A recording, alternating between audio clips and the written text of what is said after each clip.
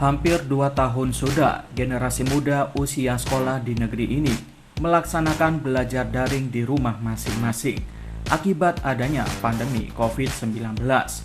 Namun kini pada akhirnya mereka dapat bernafas lega lantaran pembelajaran tatap muka digelar secara langsung di sekolah.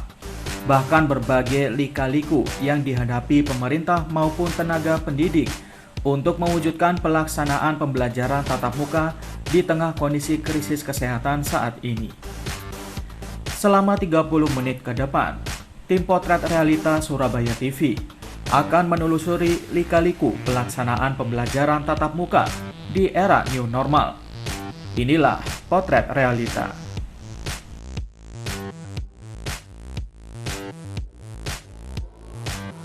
Setelah sempat tertunda pelaksanaan pembelajaran tatap muka di negeri ini yang awalnya akan dilaksanakan pada Januari 2021 lalu, namun akhirnya terpaksa ditunda lantaran penularan virus corona masih cukup tinggi. Apalagi saat itu vaksin COVID-19 belum ditemukan dan masih dalam tahap penelitian. Namun kondisi tersebut kini sudah mulai reda, dan pemerintah telah mengizinkan beberapa daerah untuk membuka kembali sekolah, asal kawasan tersebut tidak masuk dalam kategori zona merah. Selain itu, jumlah murid di dalam kelas saat pembelajaran tatap muka wajib tidak lebih dari 50% jumlah keseluruhan.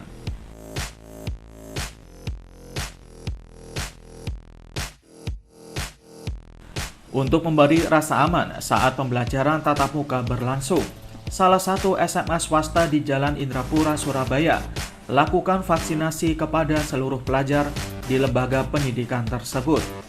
Sebanyak 402 pelajar terdaftar sebagai penerima vaksin COVID-19 yang dipersiapkan oleh sekolah bekerja sama dengan Dinas Kesehatan Surabaya.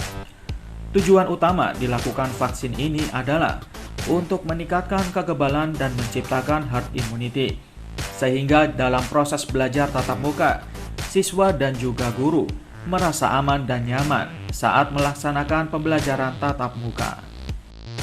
Ya, vaksin Sinovac dosis pertama. Gimana rasanya? Udah gak khawatir lagi, soalnya habis ini kan melaksanain PTM, jadi udah gak khawatir, soalnya teman-teman juga udah melaksanain vaksin di alam resmi. Teman-temannya juga sudah vaksin semua ya? Iya, udah. Dari kelas 10, 11, dan 12. Ini juga meningkatkan herd immunity-nya juga gitu? Ya, meningkatkan kekebalan imun di tubuh. Jadi udah nggak khawatir lagi kalau misalnya kita terjangkit oleh virus corona.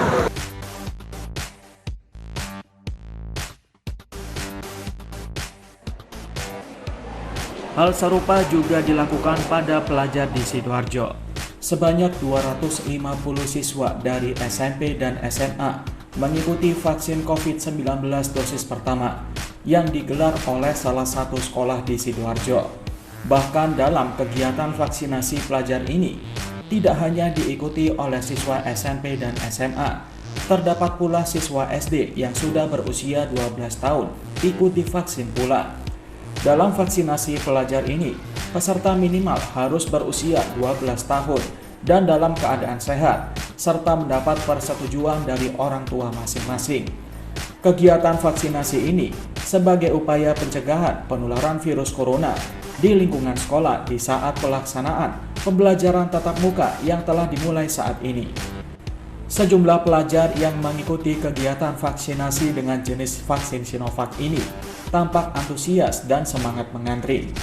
Mereka senang lantaran dengan vaksin ini, kegiatan pembelajaran tatap muka akan menjadi aman dan tenang.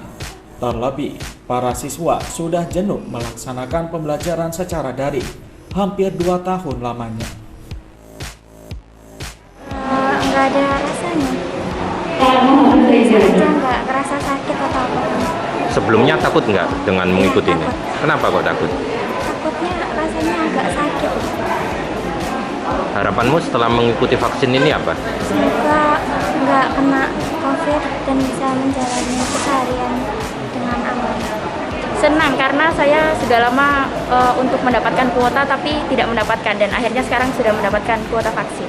Takut nggak dengan jarum suntik? Takut sebenarnya, cuman ya udahlah, kan cuma beberapa detik.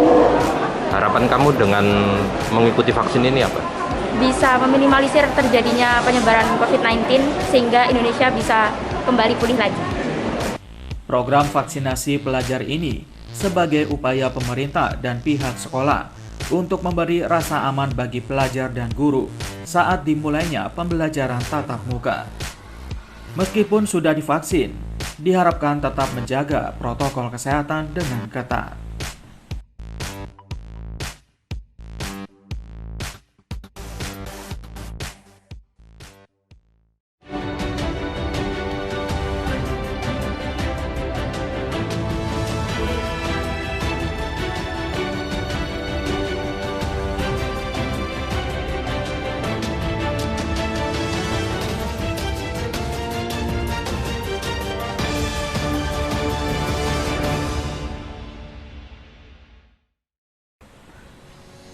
Berbagai cara dalam mencegah penularan COVID-19 saat pelaksanaan pembelajaran tatap muka bagi para siswa.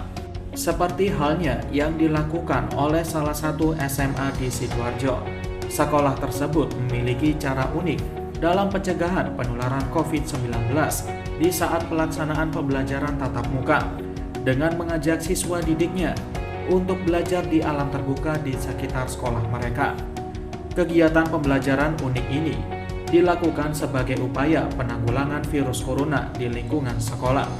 Menurut pihak sekolah, belajar langsung di alam terbuka lebih efektif dan mood belajar siswa menjadi segar kembali lantaran sirkulasi udara di ruang terbuka lancar daripada belajar di dalam ruang kelas. Selain itu, belajar di ruang tertutup dengan AC juga rawan terhadap penularan COVID-19 di saat pembelajaran tatap muka sekarang ini. Para siswa yang mengikuti pembelajaran tatap muka di alam terbuka ini merasa cukup senang dan nyaman. Apalagi sudah sekian lama mereka belajar daring di rumah dan tidak pernah bertemu dengan teman, guru, dan suasana sekolah. Semoga lebih efektif dan bisa kembali normal ya. Maksudnya kalau ini kan masih dibagi-bagi, jadi nggak ngerasain satu kelas full gitu temennya. Semoga bisa ketemu sama semua teman-teman secara lengkap gitu. Harapannya dengan PTM ini ya diperpanjang lah, biar mempermudah siswa untuk mengenal lagi pembelajaran, karena saat di rumah kan justru terasa malas, kalau di sekolah hawanya semakin semangat. Adapun anak-anak yang melaksanakan pembelajaran di sekolah, mereka tidak hanya di dalam kelas tapi dilaksanakan di luar kelas. Tujuannya supaya untuk mencegah penyebaran COVID ya, karena masih ada. Kemudian sebagai upaya juga supaya anak-anak ini menikmati udara di luar, sekaligus sebagai inovasi pembelajaran dari ustadz-ustadzah.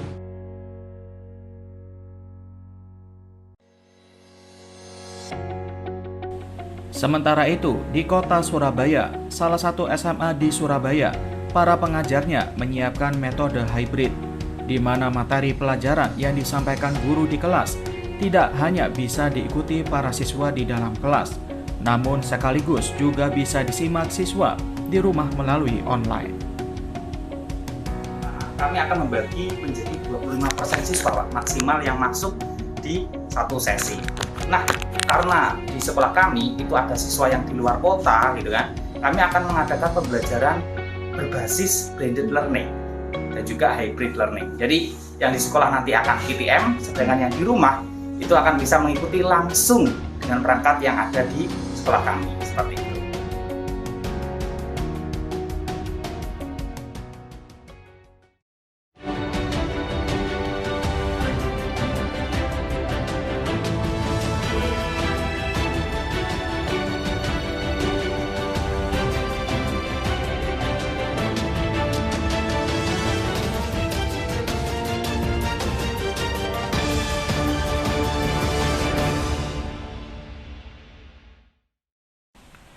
Memasuki hari pertama pembelajaran tatap muka sekolah SMP di Surabaya, Wali Kota Surabaya Eri Cahyadi melakukan tinjauan langsung ke beberapa sekolah.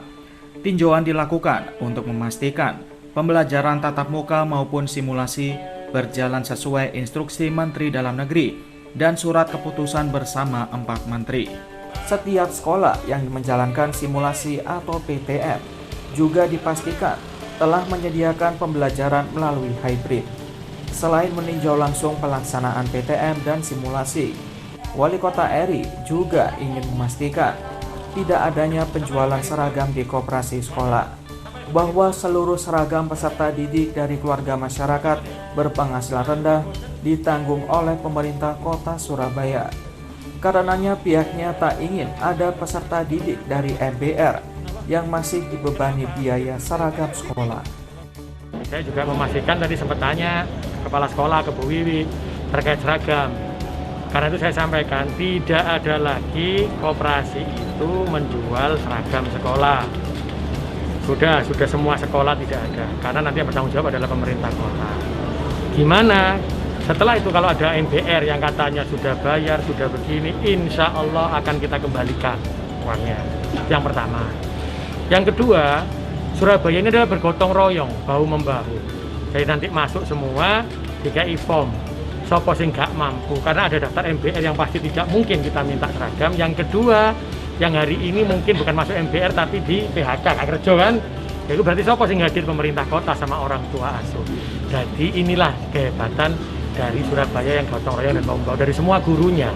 Jadi insya Allah semua seragam pasti sama. Dan bahkan nanti yang harus diingat, semua sepatu di SD negeri, SMP negeri, semua tasnya di SMP negeri sama SD negeri, swasta, SD swasta dan SMP swasta tidak ada perbedaan.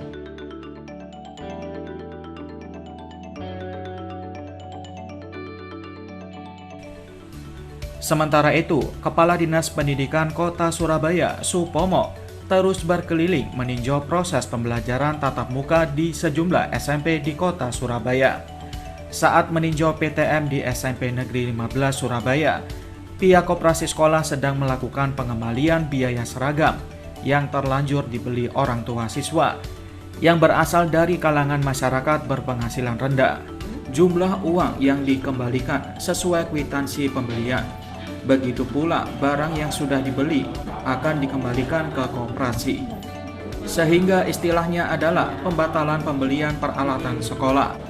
Menurutnya, pengembalian biaya pembelian seragam sekolah ini sesuai dengan perintah Wali Kota Surabaya saat meninjau hari pertama PTM. Saat itu ia sudah memerintahkan agar MBR yang terlanjur beli seragam uangnya dikembalikan karena Pemkot Surabaya akan membelikan seragam itu secara gratis. Itu sudah langkah awal hari Jumat penjualan di koperasi kita stop. Ya, Jumat minggu kemarin sudah kita stop, jadi tidak ada penjualan. Terus berikutnya kemudian saat ini kita kembalikan, ya. Kita tarik datanya dari Dinas Sosial, data MBR, kemudian kita cocokkan berapa siswa yang sudah beli di koperasi. Adakah masuk dalam kategori keluarga MBR? Yang keluarga MBR kita kembalikan, ya. Sudah mulai kemarin sudah ada pengembalian. Kebetulan pas kita keliling tadi ini, pas kami keliling di 15 ini kami temukan. Kami bersamaan dengan teman-teman dari pengurus koperasi mengembalikan pembelian dari keluarga itu. Pengembalian bukan hanya di SMP 15, tapi sekolah lain, Pak? Semuanya, Mas, semuanya. Jadi semua sekolah SMP negeri di Kota Surabaya yang kebetulan ada warga MBR yang membeli itu, nah ini kita kembalikan. Sebenarnya dari saya pihak orang tua ini sudah saya niati, ada niatan untuk membelikan seragam anak gitu loh. Jadi ya memang ada niat membelikan, jadi tidak ada sama sekali paksaan dari pihak sekolah. Jadi kami nggak merasa dipaksa untuk membeli gitu. Dan ini kalau dikembalikan juga rasanya gimana ya? Gitu loh. Jadi tapi sudah menabung sejak lama. Iya, sudah menabung, memang mulai Doni lulus SD. Dan memang saya itu sangat-sangat bahagia sekali, nggak menyangka kalau anak saya bisa diterima di sini. Jadi saya nabung sedikit-sedikit, terus ada era pandemi ini, jadi kesempatan biasanya untuk dia jajan bisa saya simpan gitu. Pemberian seragam gratis bagi siswa MBR ini akan dilaksanakan pada tahun ini.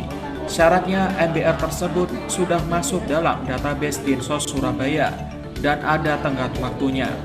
Sebab data MBR ini dinamis, setiap waktu bisa berubah dengan jumlah yang bertambah.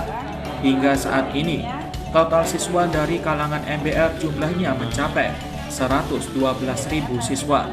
Terdiri dari 74.000 siswa jenjang SD dan 38.000 siswa jenjang SMP. Mereka tersebar di sekolah negeri dan swasta di Kota Pahlawan.